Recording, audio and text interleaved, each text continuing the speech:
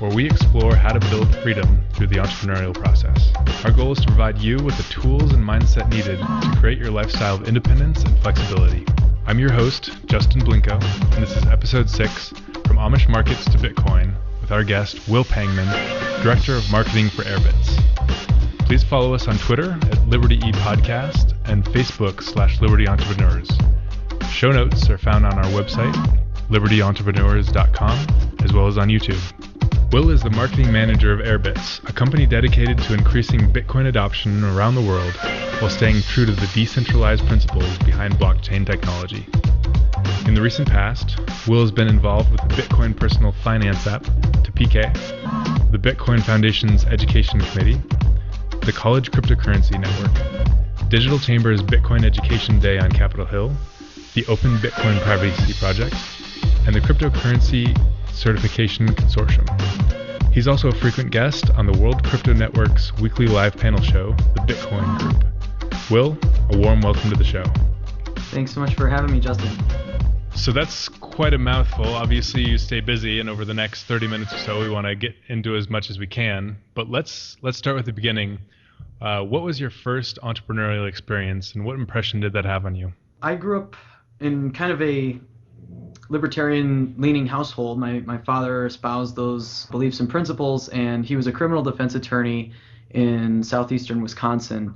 He had a lot of success at a young age in that profession, and he quickly began to broaden his horizons and ran for some political offices. So he was a candidate for state Supreme Court twice and state Senate once. Now he lost those bids, but there was an old guard he was fighting through, and of course it's hard for any libertarian rhetoric to make it through the echo chamber of red versus blue.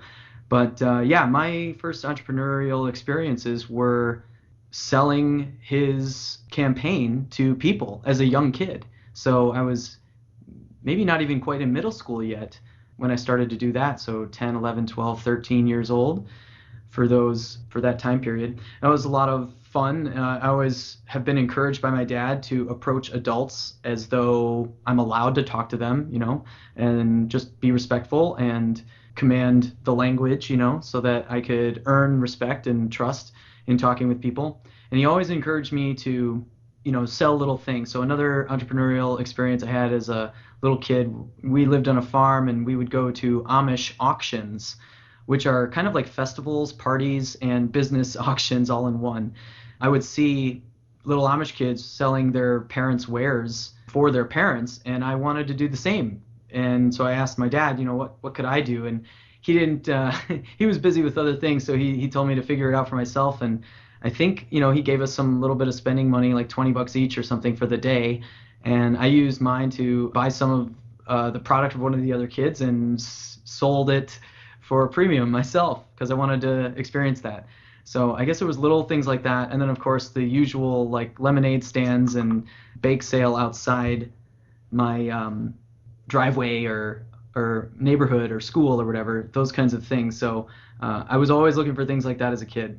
Do you remember any learning experiences from those times? Anything that you took away that you were like, aha, that's how it works? Yeah, absolutely. So, of course, when you're selling anything, especially a political product, you are going to meet with lots of resistance. And when you're selling anything, you'll meet resistance. And so the best lessons I learned were how to deal with that resistance, how to handle objections. Even as a little kid with older, adults looking down on you and even scolding you, or scolding my parents through me for putting me up to selling my dad's platform or selling his candidacy, was interesting. It was a very interesting experience to go through, and handling those objections was very formative. My dad kind of talked with me, coached me a little bit on how to handle certain objections. He was a national debate champion 4 years in a row in high school, and he only went to college for 3 years because he graduated quickly. He's very accomplished academically, but he was a national debate champion for 7 years in a row. Wow. In high school and then college. So he was very good at handling objections, and he taught me a little bit about that. So that was it. How to handle objections, how to handle no, how to meet and kind of work through resistance. So that's obviously something that will stay with you for your working life. Take me up to now. So you started in politics and taking margin on Amish wares. How did you get to be in a marketing position in a Bitcoin startup in San Diego? Oh, well, it was a kind of a long road. I went to college. I got a degree in psychology. Lots of interest in filmmaking and documentaries, especially. And I thought that psychology would give me the skills and tools I needed to do the kinds of case studies with video media that I wanted to do. I left college. I went to work in film and TV industry in New York City for about 4 years. Worked on plenty of documentary projects, but also had to pay the bills with music videos, commercials, and other things like that. So got very well versed in the diverse fora of media production in New York City, and worked a little in LA as well. The economic crisis of 2008 hit, and luckily I had a nice long-term job with the History Channel at the time, working on a TV show. A long term for a freelancer is like 10 weeks, and this was like a 20+ week job. So that was a long-term gig, and I had it while the crisis went on, which was nice. But when 2009 rolled around, the jobs were drying up, the opportunities and the budgets were smaller, and there just was not much out there for a freelancer who was still trying to break into the industry. So I moved back to Milwaukee, my hometown, and I used my major to work in social services a little bit and family services a little bit, and then started a family of my own, and quickly realized that I needed to find a vertical that didn't have such a low ceiling, so that I could better provide for my family and also, fulfill myself, because I knew that I wanted to give some service and give back, and I was also looking for a job in the tough job market when I returned to Milwaukee. And so, when there was very little film work to do there, I found a way to use my major and also learn lots of sales and team building and things in that industry, I guess, social services. I worked for a private agency that was contracted through the county and the state.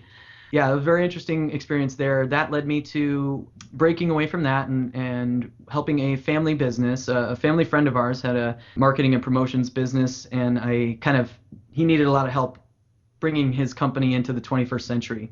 So I worked on his website project and a number of other digital marketing initiatives he wanted to do. And that was around the time that I really got interested in Bitcoin.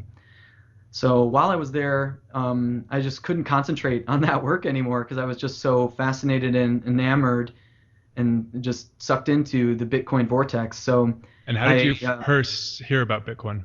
I'd heard about it and then just kind of brushed it off like, I have a little file for where I keep things I want to learn about at some point in the future. And I think I heard about it late 2011 or maybe spring of 2012 for the first time.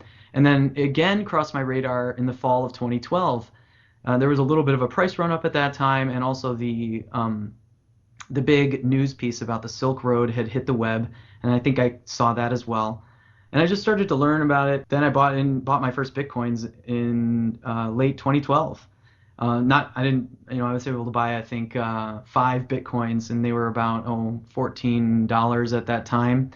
And I just didn't have much disposable income. I really wish I would have, but back then. But yeah, so I got into Bitcoin around that time, 2012, and then my affinity and attraction to Bitcoin compelled me to leave that job and start working in technology startups and trying to spread Bitcoin awareness.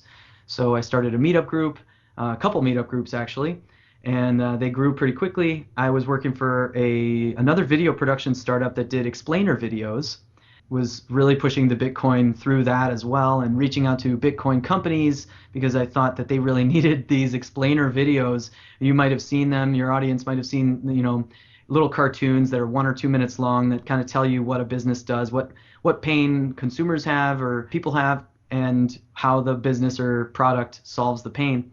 And that's how you and I first met, was you reached out to us and proposed a video, and we ended up making one. Exactly, that's how we met, yeah. And that actually was the best video that I sold, I think. Maybe it's just because I love Bitcoin, but I think it just accomplished the task for the client the best out of any of the videos I sold. But that's how we met, yeah. And yeah, I guess getting back to how I got here, I worked for that video startup, and then I was pulled into another Bitcoin startup by a young guy in Italy with an international team who would work remotely. I did that for a year. That was Tapeke.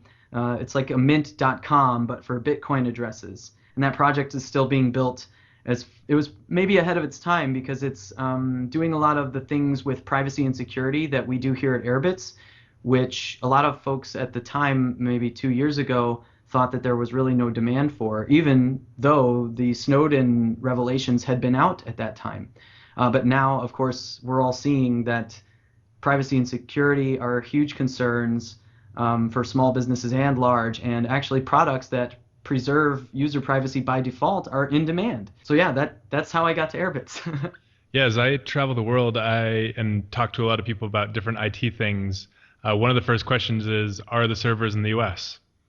And there's a lot of nervousness from international companies about where their data is going and who's got access to it. So yeah, Absolutely. It's becoming a very big economic decision right now. So we're up to Airbitz. When I describe Airbitz to people, I say it's one of my favorite wallets for mobile. Could you tell everyone a little bit more about what it is and what you're doing to help them be successful? Airbitz is a mobile Bitcoin app. That's what it's known for. It's got a lot of tools in there, not just a wallet, but certainly the wallet is very centric to what the app does. You know, the way I would describe it to people is it's the easiest way for the average user, you know, the average mobile user, anyone who can download an app and use a smartphone. It's the easiest way for them to interact with Bitcoin and still preserve their privacy, security, autonomy, and enjoy the user experience of decentralization, which is kind of invisible as far as user experience goes, which is kind of neat. So yeah, I like to say it's the easiest way for the average computer user or smartphone user to get involved with Bitcoin, or, you know, to touch Bitcoin. On that train of thought, and then we'll get back to the entrepreneurship focus. I know you're doing a Ask Me Anything this Friday. This interview will go out a few days after the AMA, so people can find that online. And you've been going to a lot of conferences, so you're right in the center of what's going on in the Bitcoin industry. What's the update? What are people talking about? Where is everything going? With Bitcoin as a whole? Yeah, just with the Bitcoin industry. Sure. And, there's lots to talk about with this, but I guess the nuggets that I've been picking at, and I think most people are aware of, is the kind of sea change that we've seen take place over the past year of people talking about Bitcoin to now people talking about blockchain. And they were even referring to it as just blockchain, not the blockchain or Bitcoin's blockchain, but blockchain. And they're not referring to the company that so many of us in the Bitcoin space are familiar with, blockchain.info, or also known as just blockchain. They're referring to, most of the time, Bitcoin's blockchain or just Bitcoin, and they're just replacing the name Bitcoin with the name blockchain because maybe they think it's more appetizing or marketable, or yeah, I saw that Inside Bitcoins in San Diego had rebranded their conference to I think it was something about blockchains. Yeah, I saw that too. It's something like blockchain agenda brought to you by Inside Bitcoins or something. Yeah, exactly. And it's very much what it feels like. It feels like an agenda to kind of rename the thing. And okay, I understand why people might feel that way while we've gone through this long term of a bear trend, you know, over the last, let's say, 18 or 20 months. The price has languished a lot. And lately, I think that trend has turned. But sure, I think when you have over a year of a depressed price in a new technology space, and, you know, this is so fascinating. I don't want to get off on this tangent too far, but if you think of Bitcoin like a startup company, in terms of its, you know, the startup company's valuation and the Bitcoin market cap kind of being analogous, Bitcoin's probably a little less volatile than that startup company's valuation, you know, over time. That's probably an accurate appraisal. But yeah, be that as it may, I think as you've had like a suffering valuation with the Bitcoin market cap, you're going to have people trying to remarket things so that they can keep their ideas and ventures alive. And we've seen that. We've seen lots of companies rebrand from a name with bit or coin or block or chain in it to something completely different, which is good. I think that trend is good. We need to get more creative than bit and coin and block and chain and names everywhere. But yeah, that trend is good, you know, from a branding marketing standpoint. It shows that is maturing. But what bothers me is people seem to want to get away from Bitcoin or even own it, like own the language around Bitcoin. And I think that is certainly part of marketing. It's part of public relations, trying to own different keywords for your company or for your products. And I have nothing wrong with that. It's just kind of strange how people are, investors in particular, and maybe even banks and financial institutions looking at the technology. You can say the word Bitcoin and you're immediately persona non grata. But if you're saying blockchain, they're like doe-eyed with their fists on their chin, looking at you. It's very interesting to encounter that. It's amazing how fast those two were extricated when the only really successful blockchain that we know is the Bitcoin one. Exactly. Everything else is just kind of like an idea or proof of concept or a copy of Bitcoin. True. Yeah, so that's been a big change, but lately it's turned again. I mean, just about a month ago, the price really shot up. People began to take notice of Bitcoin again, and Bitcoin became front and center part of the story again. And I think that's going to continue. Bitcoin is here to stay. And I think some of these other blockchain efforts are definitely great. They're good laboratories of innovation, and these banks and financial institutions jumping on board, trading houses and family office funds and everything getting on board with this is great. Even if they're using their private blockchain or proprietary this or that, it's doing nothing but advance this whole space, in my opinion. So the end game is bright, and I just laugh at the the kind of futility in it's kind of propagandistic, I would say, too, the effort to refer to Bitcoin as quote unquote blockchain, not even the blockchain. It's just ridiculous. It feels something like ignoring the elephant in the room, this Totally. Uncontrollable currency that no one wants to talk about. They want to talk about the things they do. Yeah. There's an article today I saw that was published where Bank of International Settlements, and you'll see these come out where the banks or whatever say what they think about Bitcoin and it leaks to the press. Not leaks, but someone writes it up. Bank of International Settlements is afraid that central banking revenue will be impacted negatively by the rise of digital currencies. Maybe they've been worried about that for a couple of years. Maybe just now they're worried about that. But when you're threatened like this, when you're existentially threatened like this, you're going to try every trick in the book probably. And maybe renaming Bitcoin to blockchain was one of those tricks. Who knows? All right, so let's change gears back to the entrepreneurship side and your story. So you're mentioning that finding Bitcoin and discovering it was something you put on a list that you keep of things that you want to learn. What's on your list now? I want to learn how to code in Python and in C. So I kind of want to learn how to code in the middle of the stack and at the base of the stack. I want to learn how to make simple machines, and I want to learn how to make them talk to the web or talk to servers. That's just something weird. Another thing I want to learn how to do is cut gemstones and just study rocks.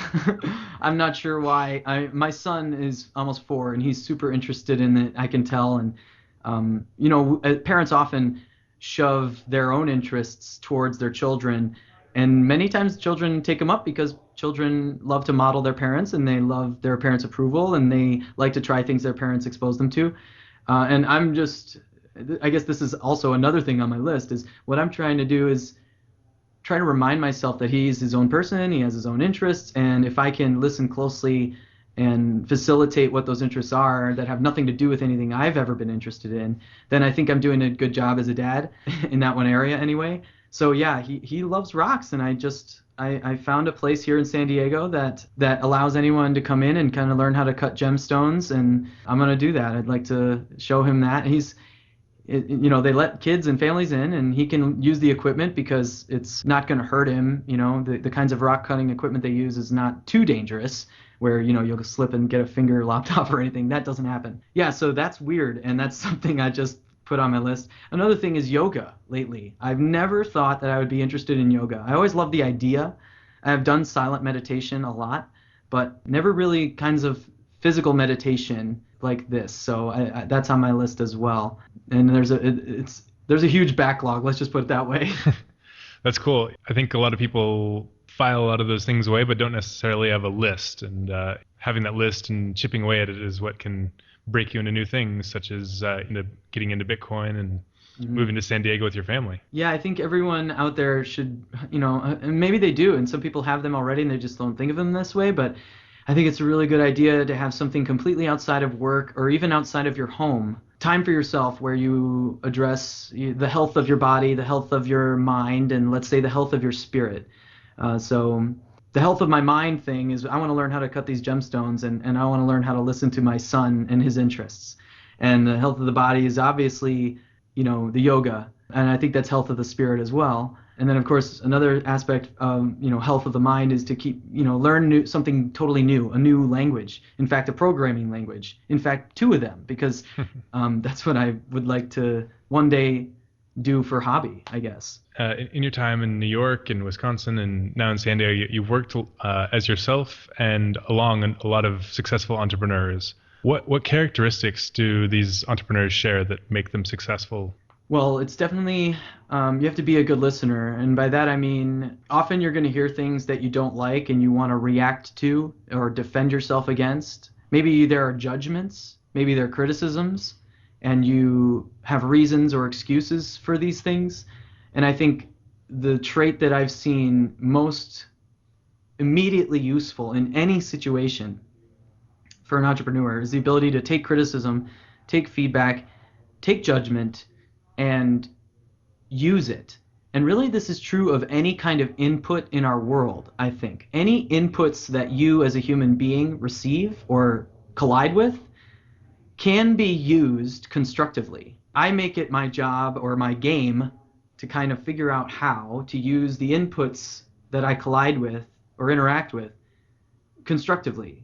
And so, yeah, I think listening to criticism and judgment even things that sound unfair or harsh, and trying to use them for yourself, take them for yourself and use them for good or for building. I've seen our CEO here at Airbitz do that to great effect. You got to be able to take criticism, and you got to be able to overlook harsh judgments and kind of look through it to the root of what's being said or what someone's really trying to express to you. And sometimes it's just nonsense and you need to maybe move on from it. But most of the time there's something there to learn from, to use.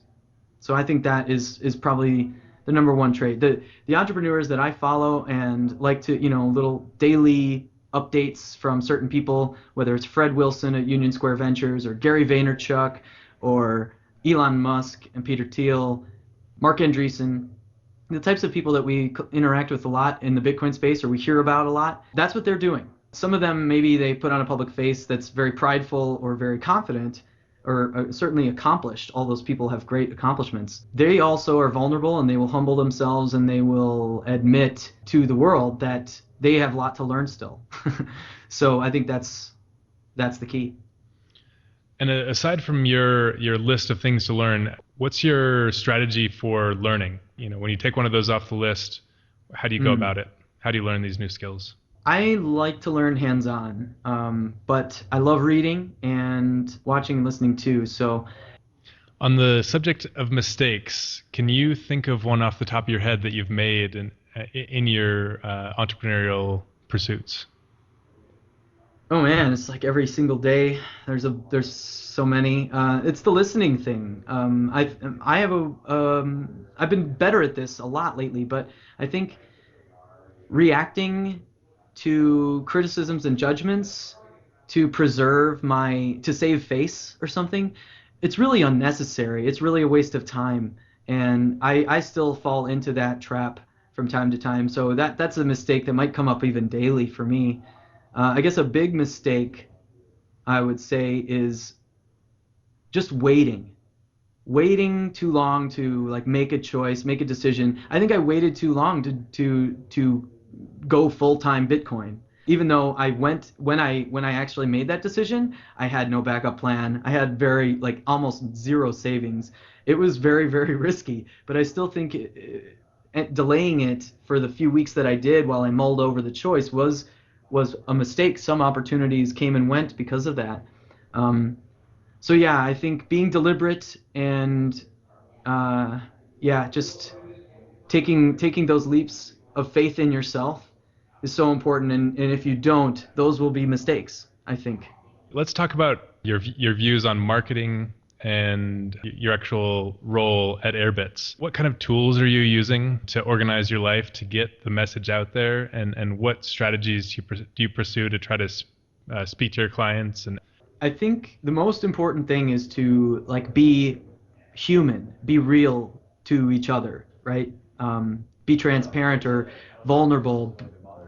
There's lots of, I guess, words or ways to describe it, but it's really just about honesty and personability. So when I talk to clients face to face, or that includes on the phone, I guess, one-on-one, it's about, again, being a good listener and connecting with them. I'm listening for their needs and desires. I'm listening for their pains, and I'm empathizing with them. And I'm not selling. I'm really probably selling very little in my correspondences at all. Telling people what we do, I don't think is selling. Selling is when you go for the deal. It's when you make the ask for the deal, in my opinion. But yeah, I use lots. I've used so many different tools. I guess the recipe these days is a mixture of Asana for task management with our team, Slack for team communications, and also we've begun inviting community members into our Slack team so that anyone can come and get help and support really quickly and easily, or find out what we're up to, or check out our social media feeds, because there's a channel that they can see quick and easy. And it's just a way for them to feel closer to us as a company, which I think helps the whole user experience and outreach for Bitcoin in general. So Slack is huge. Asana is huge for organizing our team. Less and less using email, but still creating, spreadsheets so I can visualize data. Smartphone and laptop, these are the key tools, and it's kind of very general, but the warrior's weapons. Yeah, I like to just take a minute to get to know every contact I think that could be a mutual benefit. If there's a person out there who has a product and we have a product, and I think we might work together in the future at some later point if we're all both still around, then I'm going to still call them and start a relationship, let them know we exist, find out what they're working on, and those kinds of conversations generate lots of useful collaboration, lots of partnership opportunities and referrals for sure. Once you kind of are friendly like that, people are willing to refer you, and that's what I've noticed. It's not a very incredibly powerful growth tactic, but referrals are really rich in terms of growth, word of mouth, right? It's one of the best ways to grow a business and scale, because people believe it. When some random person is organically sharing your product and doing so very genuinely, people feel that, and they are very willing to try something new, and maybe even something a little scary at that point. So that's how I got to bungee jump. I had to hear from a major fraidy cat, as we used to say on the playground, how awesome it was. And I'm not afraid of heights or anything, or even averse to daredevil stuff, but I did not want to bungee jump. I heard from someone who I know was afraid of it how great it was, and that was enough for me to try it, right? So yeah, what are the best tools right now? I certainly think targeted searches on the social media websites. So Facebook's graph search tool, hashtag searching on Twitter, and studying your demographics and studying your market verticals is really helpful to me. And then when I get an idea, I act on it. I try to anyway. This is, again, another thing I've been working on for a few years, but getting better at just jumping on opportunities. So if I have a big idea, if I scroll past, let's say, Richard Branson, and something he tweets about gives me an idea, I'm going to tweet at him right away. I'm not even going to think about it. Might think about the tweet copy a little bit to make sure it's presented well, but I'm going to go for it. And then other great tools are learning from the best. So one of the best marketers out there is, in my opinion, there's a bunch, but I think Gary Vaynerchuk's great. I really like Ryan Holiday. I think if people read Ryan Holiday's books, they have a major leg up in this day and age in marketing whatever it is they want to spread. What is it that you distilled from him? Oh, Ryan Holiday, he's honest, and he's used all the dirty tricks, and he knows all the dirty tricks, and he'll tell you all the dirty tricks, and you can decide if some of them are for you or not. But he's honest, and for me, it generates so many ideas the things he talks about in his books and his work generates so many ideas for me that piggyback or even might be completely different than what he did. But I think people need to start thinking about how to exploit the gaps and inefficiencies in media. And that's really what he did so well that he made a name for himself with, and he helped tons and tons and tons of companies and products with, and politicians even. It's his kind of ability to use the media against itself that I really like a lot, and I think people can learn a lot from. You mentioned partnerships. I wanted to ask you about Glidera and Airbitz and just the overall buying of Bitcoin in the US. What's that partnership about, and Sure. How do people go about buying Bitcoin in the US these days?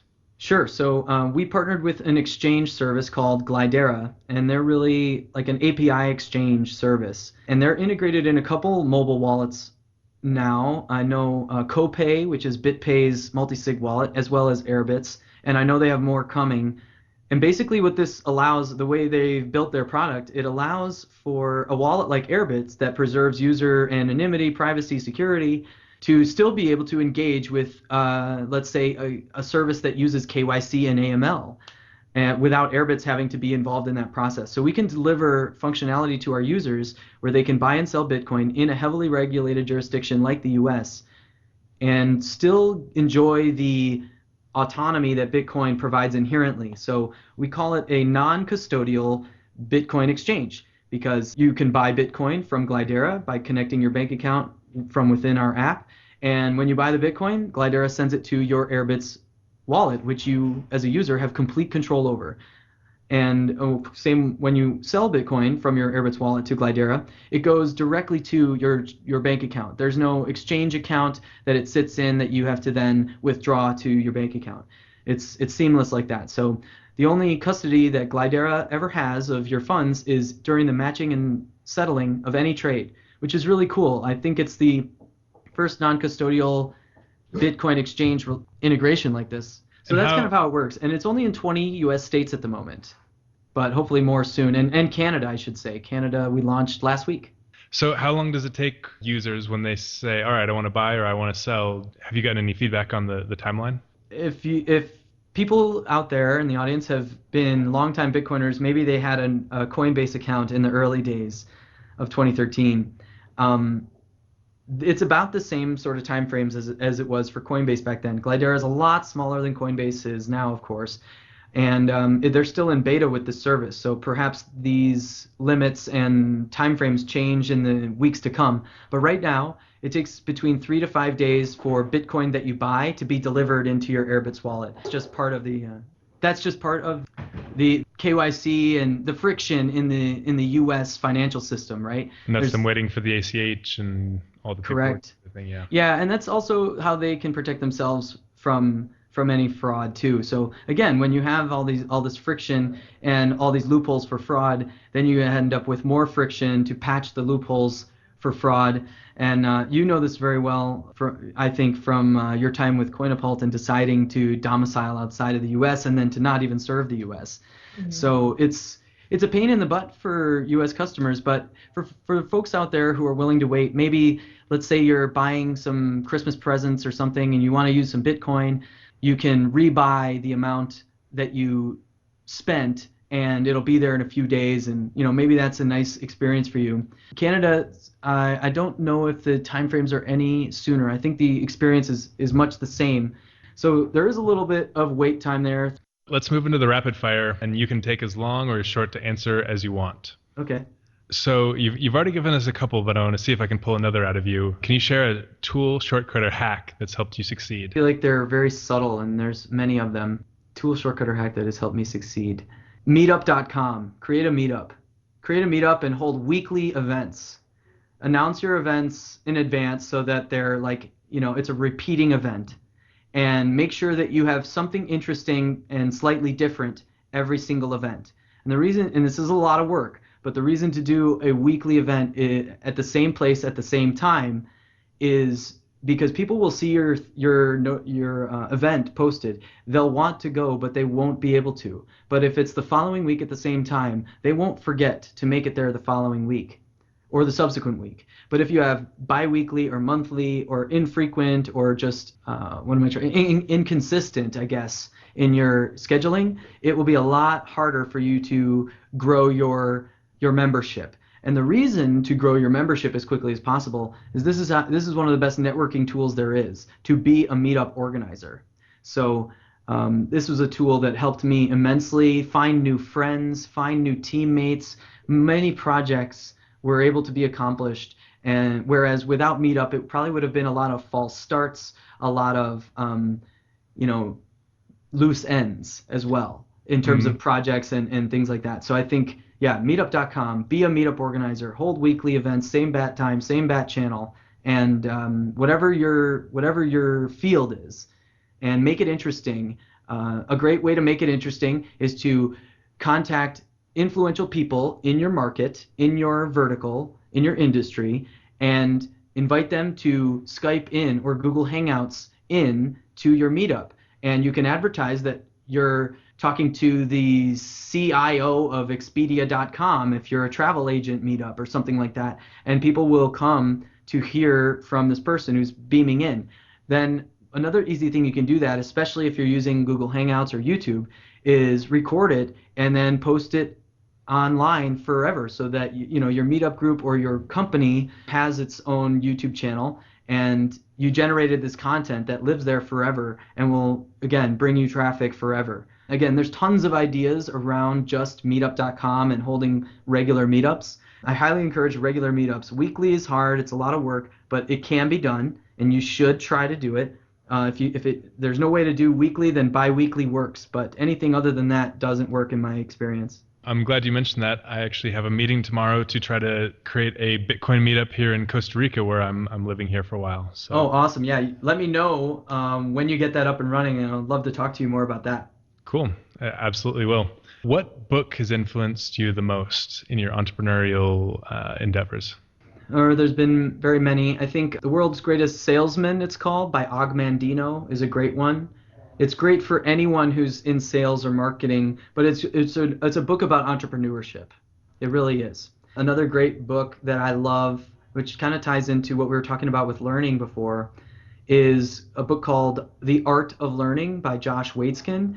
Josh Waitzkin is the guy who the movie Searching Bobby Fischer was written about. So the kid in that movie is based on Josh Waitzkin's childhood.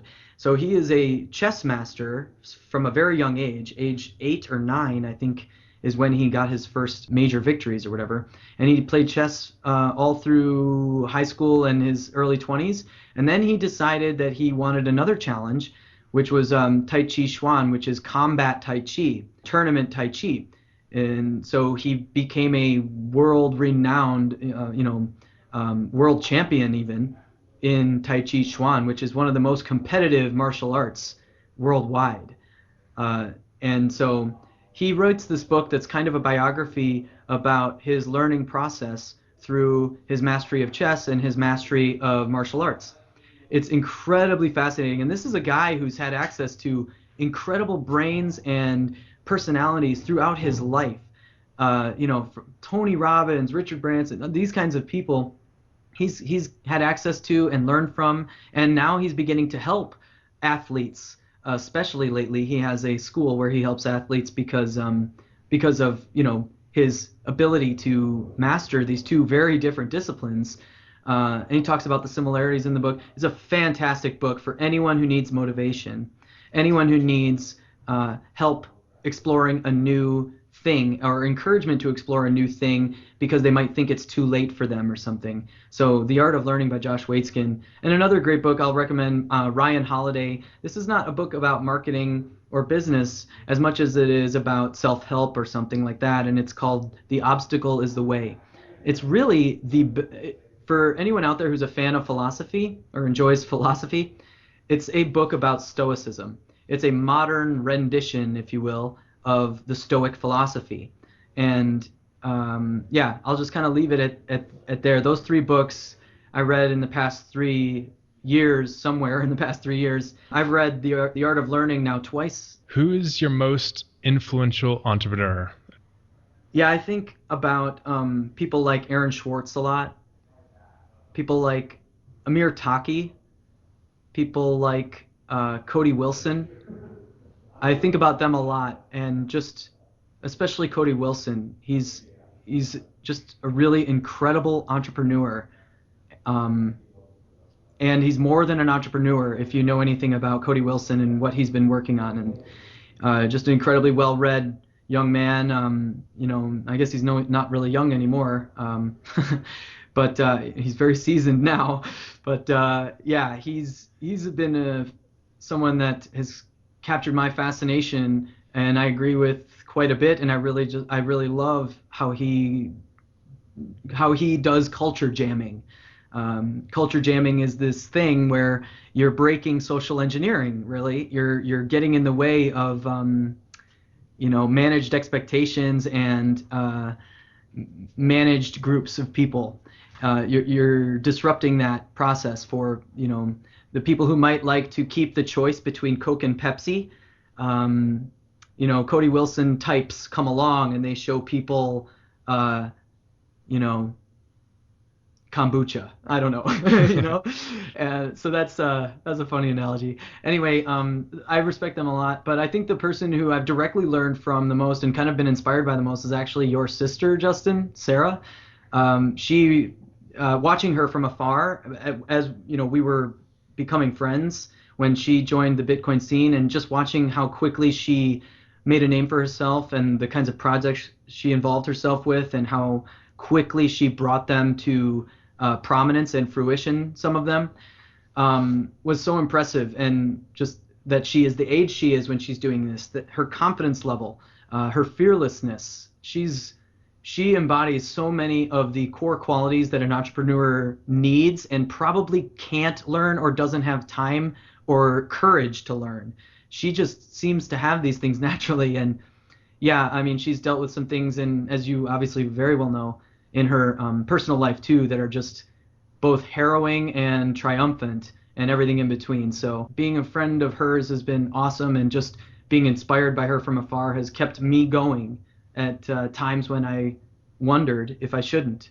Yeah, she's been very influential to me as well, and I know she'll be happy to hear you say that, so thanks. If you could change one thing about the world, what would it be? You stump everybody with these, I bet. I think it would be that people would be more vulnerable to each other, wear less masks for each other, be more honest. That's really what it comes down to. Be more authentic to each other. Because honesty can be hurtful, but authenticity never really is. It's what is. It's who you are. And I think people who practice authenticity the best, they have the most friends and the best friends. Sometimes having tons of friends isn't great, but if you have a lot of friends and those relationships are very rich, it's probably because you were very authentic, and those people are themselves authentic too. So I think this is such a deep psychological question, and I could probably talk on it for a whole separate episode, but authenticity, because our masks get in the way of so much with our relationships, even with ourselves. Really, the masks are something we put on so we don't have to look at certain parts of ourselves. That's incredibly dangerous. And it requires such hard work and lots of courage and ability to face down fears in order to ameliorate. So that's so kind of a nebulous answer, but hope that one works without the longer discussion. So now that you've been authentic and shown yourself to our audience for this interview, do you have any asks for our listeners? Anything that you'd request of them? Yeah, I would love it if people would download Airbitz and try it out. I know it's tough for people in China to do it because of the Great Firewall, but anyone anywhere in the world who's listening to this, please go to airbitz.co/app, and you can find our app in your favorite app store. If you're Android or iOS, try out Airbitz. And that's airbitz.co, right? That's correct. airbitz.co. That's right. And we'll put that in some of the other things we've talked about today in the links of the show. Yeah. So find us on Twitter. There. Yeah, find us on Twitter and YouTube. Check us out. We'll be doing a lot more video content in the coming weeks, so some of that will be pretty cool, I think, for people just to see how you can build some features in a default private application that make it just as fun and useful as any other app without the whole like sharing all your data, selling you as a product instead of treating you like a customer. And speaking of privacy, do you want to give out any of your contact information on Twitter, email, anything like that? Absolutely, yeah. Email's really easy. It's just will with two L's at airbitz.co. Twitter is also pretty easy. I come from Milwaukee, so if you know how to spell Milwaukee, just replace the MIL with my first name at Wilwaukee, again with the two L's on Twitter. I think that's pretty much it. Go to the App Store, go find us on Twitter, and check out our website. We post content, helpful content for people who are concerned about financial technology, regulations, and also just usability and privacy and security. All the time on our blog. We have 1 or 2 posts a week, so follow us there. And you can also find us all over the place, like Zapchain and Medium.com, and we're trying to cover all those bases. So feel free to reach out to me or anyone here. We pride ourselves on our user support, customer support, and feedback. So we love handling those phone calls and emails and Slack messages and whatever it may be. Oh, another thing users can do. I'm glad I remembered this. If you want to join the Airbitz Slack community, just go to slack.airbitz.co and you can sign up right there and join the Slack team. So we don't have to manually invite you. You can just go to that landing page and sign yourself up and come and talk to us in a place where we are constantly 24/7. Great. Will Pangman, thank you for joining us on Liberty Entrepreneurs. Thanks, Justin, so much. Yeah, have me back anytime. I love talking to you guys all the time. We absolutely will.